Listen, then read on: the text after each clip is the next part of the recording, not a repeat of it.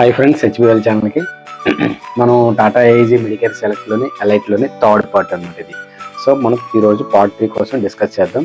ఈరోజు నా టాపిక్ ఏంటంటే డే కేర్ ప్రొసీజర్స్. సో అసలు ఈ డే కేర్ ప్రొసీజర్స్ అంటే ఏంటో మనం ఒకసారి తెలుసుకుందాం.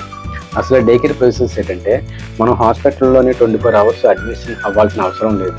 అంటే కొన్ని సర్జరీస్ ఏంటంటే 24 అవర్స్ లోపల మాత్రమే సర్జరీస్ జరుగుతాయి అనమాట. సో అలాంటి కూడా మనకి డే కేర్ ప్రొసీజర్స్ కింద క్లెయిమ్ చేసుకోవచ్చు అనమాట. అంటే దాంట్లో కూడా ఇన్సూరెన్స్ అనేది వర్తిస్తుంది అనమాట.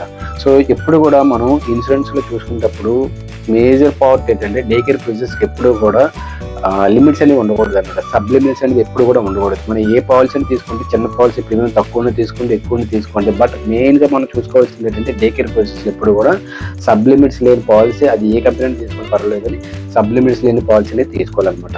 నెక్స్ట్ వన్, ఇప్పుడు ఈ డే కేర్ ప్రొసీజర్స్లో ఏదైతే వస్తాయనేది ఒకసారి డిస్కస్ చేద్దాం.